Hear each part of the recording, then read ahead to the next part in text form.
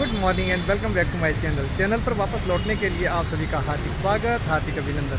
आइए आपको Persian gulf की एक ऐसी कंट्री की ओर ले चले जहां हिंदू धर्म के प्रति बहुत ही इज्जत भरा नजरिया रहता है। इसका सॉलिड एविडेंस तब देखने को मिला जब यूएई की गवर्नमेंट ने वर्ष 2015 में इस मंदिर के निर्माण के लिए भूमि देने की घोषणा कर डाली और अबू धाबी के crown prince Sheikh Mohammed bin Zayed Al Nahyan ने 27 एकड़ भूमि मंदिर के नाम दान में दे दी। दोस्तों, ये है मुसलमानों की धरती पर हिंदू टेंपल जो बेब्स टेंपल के नाम से मशहूर है और ये टेंपल अबू धाबी में स्थित है। वर्ल्ड की किसी भी मुस्लिम कंट्री में हिंदुओं का इस तरह का मंदिर अभी तक कहीं भी बनकर तैयार नहीं हुआ है। यूनाइटेड अरब एमिरेट्स की स्टेट अबू धाबी में हिंदुओं का यह traditional temple babes Swami Narayan संस्थान द्वारा स्वामी महाराज की प्रेरणा से वर्ष 2024 में बनकर तैयार हुआ है। अक्षर पुरुषोत्तम को डेडिकेटेड यह मंदिर हिंदुओं के लिए गहरी आस्था का प्रतीक तो है ही, लेकिन यह किसी टूरिस्ट स्पॉट से कम नहीं बन पाया है। इस विदेशी भूमि पर हिंदू धर्म और पर्यटन का मंजुल मिश्रण देखने को मिलता है,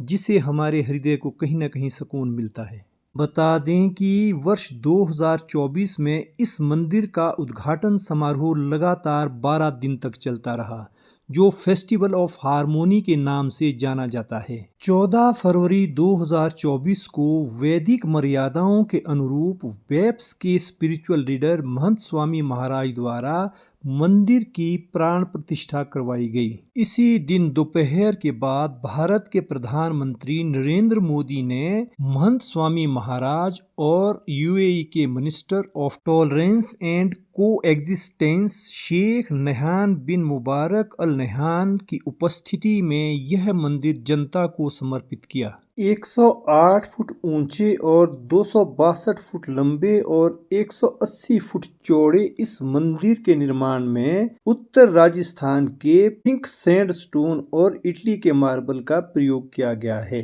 प्रस्तर शिल्प में निर्मित यह हिंदू मंदिर पहला हिंदू मंदिर है जो कंप्लीट डिजिटल मॉडलिंग और भूकंप प्रतिरोधी बनकर के तैयार हुआ है, क्योंकि भूकंप के टेम्परेचर वेरिएशन और प्रेशर चेंजेस के लिए मंदिर के फाउंडेशन में 100 सेंसर लगे हैं और मंदिर में थ्रू आउट 350 सेंसर लगे हैं जो कि समय समय पर अर्थक्वेक संबंधी डेटा उपलब्ध करवाते रहेंगे। इस मंदिर की एक दीवार वॉल ऑफ हारमोनी के नाम से जानी जाती है जो 47 मीटर लंबी है और 3D प्रिंट के साथ दावूदी बोहरा मुस्लिम कम्युनिटी ने तैयार करवाई है। मंदिर में एक बहता हुआ झरना भी तैयार किया गया है जो हिंदुओं की 3 पवित्र नदियों गंगा, यमुना और सरस्वती की ओर संकेत करता है। मंदिर के ढांचे पर उत्कीर्ण मूर्तियां न केवल रामायण, शिव पुराण, श्रीमद् भागवत पुराण और महाभारत की कथाओं पर आधारित है, बल्कि इसमें Arabian, Egyptian, Mesopotamian, native American और अदर सिविलाइजेशन की कथाओं पर आधारित मूर्तियां भी उत्कीर्ण की गई है। इस मंदिर के निर्माण में United Arab Emirates, Africa, the United kingdom, the United states, India and other gulf countries के 200 से अधिक स्वयं सेवकों ने 6,90,000 घंटा लगा करके अपनी सेवाएं दी है। अबू धाबी में बना यह बेब्स हिंदू मंदिर वेस्ट एशिया का सबसे बड़ा मंदिर है। 25,000 से अधिक पिंक स्टोन के पीसीस से बने इस मंदिर में 2 गुम्मट, 7 शिखर, 12 पिरामिडल डोम्स और 402 पिलर लगे हैं। बता दें कि अगस्त 2015 में यूएई गवर्नमेंट ने अबू धाबी में हिंदू मंदिर बनाने के फैसले की घोषणा की। अबू धाबी के क्राउन प्रिंस और deputy supreme commander of the UAE armed forces Sheikh Mohammed bin Zayed Al Nahyan ने 27 एकड़ जमीन बेब्स हिंदू मंदिर को दान में दी। भारत के प्रधानमंत्री नरेंद्र मोदी ने इस डेवलपमेंट का स्वागत करते हुए कहा था, I am confident that it will be symbol of peace, harmony and inclusiveness that are inherent to the faith of Islam. I thank the UAE leadership for this landmark decision. इतना ही नहीं, और भी सुन लीजिए भारत के प्रधानमंत्री क्या कहते हैं। The mandir will be a holy place where humanity and harmony will unite. इस मंदिर निर्माण का संयोग देखिए कैसे बनता है। इस मंदिर निर्माण के लिए मुस्लिम राजा यानी मुस्लिम शासक ने भूमि दान में दी। इसके लीड आर्किटेक्ट कैथोलिक क्रिश्चियन थे और मंदिर के निर्माण का प्रोजेक्ट सिखों ने लिया था। फाउंडेशन के डिजाइनर बुद्धिस्ट थे और इसके डायरेक्टर जैन है। इस प्रकार यह मंदिर इंटरफेथ और कल्चर हार्मोनी के सिग्निफिकेंस को दर्शाता है। इस तरह से मंदिर निर्माण के कारवां का मार्ग धीरे धीरे प्रशस्त होता गया और मंदिर 2024 में बनकर के तैयार हुआ। तो ये है बीपीएस टेम्पल आबू धाबी का प्रसादम काउंटर। यहाँ से सभी श्रद्धालुओं को यानी जितने भी टूरिस्ट आते हैं सबको यहाँ से प्रसाद लेने के लिए एक लाइन में खड़ा होना पड़ता है और हम भी उसी लाइन में खड़े हैं। आप देख ही रहे हैं कि अब कितनी लंबी लाइन है। हिंदू, मुस्लिम, सिख, ईसाई हम हैं आपस में भाई भाई। BEPS Hindu temple Abu Dhabi पर ये पंक्तियां भली भांति चरितार्थ होती है।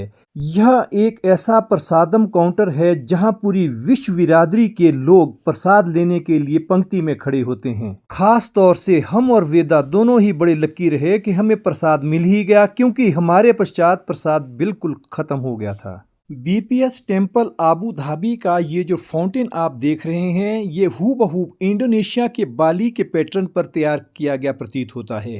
हालांकि बाली में तो गोमुख से जो पानी गिरता है वो प्राकृतिक रूप से ही गिरता रहता है। बीपीएस हिंदू टेम्पल पे कुछ हमें बाली के जैसे टेम्पल्स हैं उसका नमूना देखने को मिलता है। ये जो जल के नाले छोड़े गए हैं वहाँ भी इसी तरह से हैं। और ये जो हम देख रहे हैं घंटियाँ ये जो घंटियाँ हैं, ये बड़ी बड़ी घंटियाँ जो बज रही है, घंटों का नाद हो रहा है, ये भी लगभग बाली में इसी तरह से है। तब हम आपको अगले टूरिस्ट डेस्टिनेशन में मिलने वाले हैं। आइए ले चलें आपको शेख जायद ग्रैंड मॉस्क की ओर, जो यूनाइटेड अरब एमिरेट्स की राजधानी आबू धाबी में 2 बिलियन दिरहम की लागत से बनी है। यूनाइटेड अरब एमिरेट्स की यह सबसे बड़ी मस्जिद है जो डेली इस्लामिक प्रेयर्स यानी हर दिन नमाज पढ़ने का केंद्र बिंदु माना जाता है। दोस्तों, आप देख ही रहे हैं कि हम धीरे धीरे तेल के कुएं की नगरी की ओर पहुंच रहे हैं। यहाँ समुद्र की तलहटी में अनगिनत तेल के कुएं छिपे पड़े हैं जिसकी था पाना कोई आसान काम नहीं है। लेकिन फिर भी आबू धाबी गवर्नमेंट ने भरसक प्रयास किए हैं तेल को बाहर निकालने के लिए।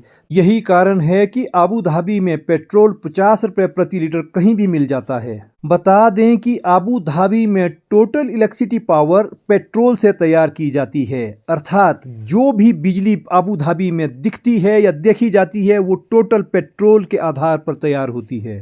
शांति, सहिष्णुता और विविधता के इस्लामिक मैसेज को कन्वे करने के लिए लेट शेख जायद बिन सुल्तान अल नहान ने इस मस्जिद को बनवाया था। इस ग्रैंड मॉस्क का निर्माण सन 1994 में शुरू हुआ तथा 2007 में पूरा किया गया। इस मस्जिद में 41,000 लोग 1 लाख इकट्ठे नमाज अदा कर सकते हैं, जबकि मेन प्रेयर हॉल की कैपेसिटी 7,000, 2 छोटे हॉल की कैपेसिटी 1500 यानी उसमें से 1 महिलाओं के लिए है। मस्जिद के 4 कोनों में 4 मीनार हैं।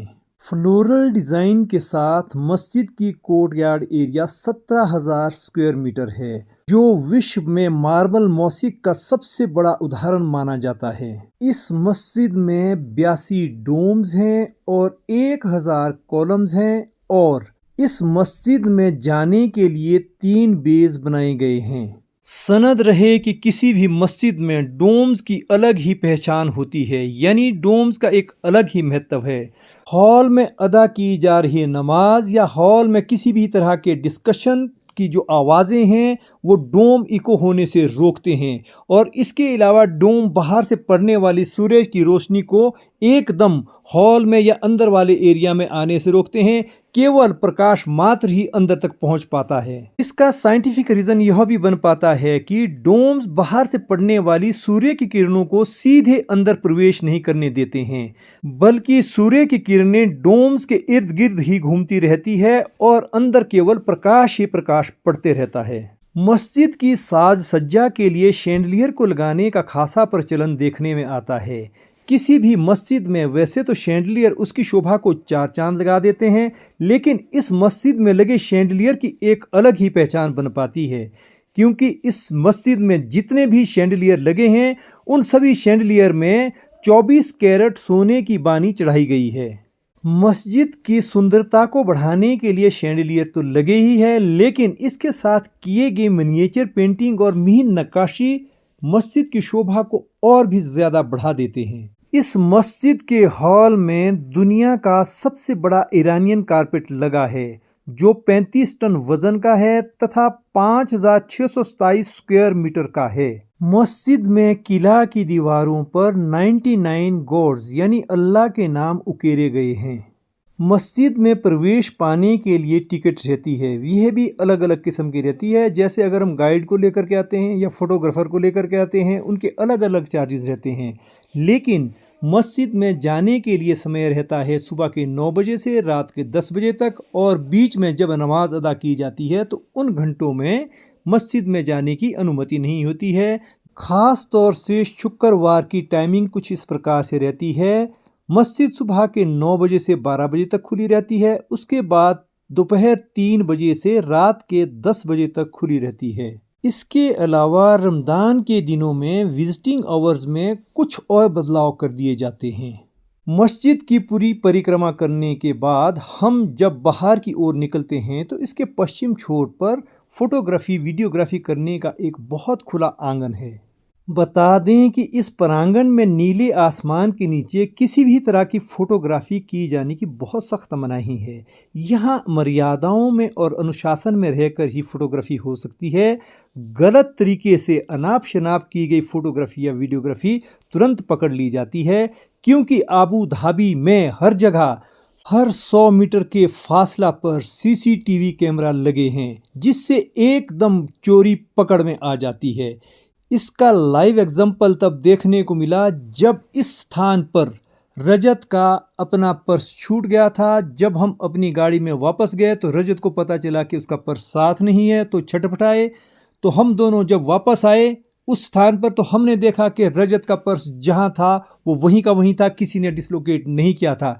लेकिन जब रजत ने वो अपना पर्स उठाया, उसके बाद सीसीटीवी कैमरा ने उसको कैच कर लिया, और जैसे ही उसको देखा कि भी पर्स उठा लिया है, और तुरंत उसके पीछे सिक्योरिटी गार्ड आए और रजत को रोक लिया।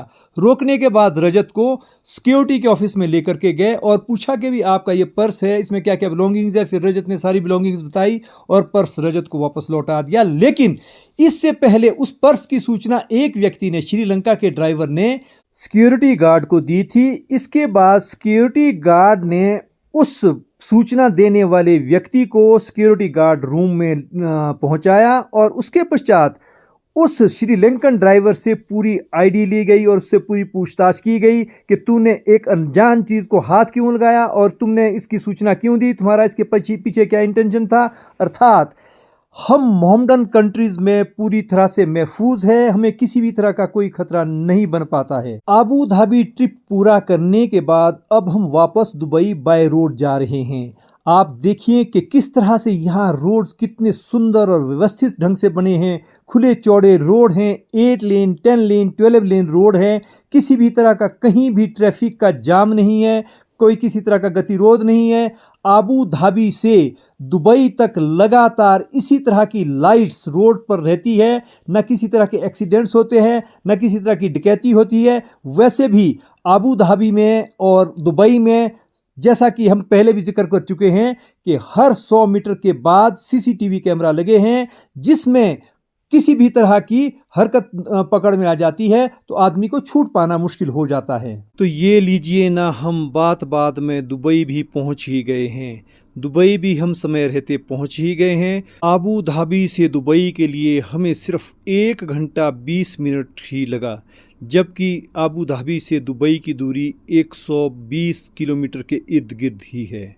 आबू धाबी के बेब्स हिंदू टेम्पल और शेख जायद द ग्रैंड मॉस्क को लेकर तैयार किया गया ब्लॉग आपको कैसा लगा, कमेंट बॉक्स में अपनी राय लिख लेना। अगर आपको ब्लॉग अच्छा लगा हो तो वीडियो को लाइक करना और इसे शेयर भी कर लेना।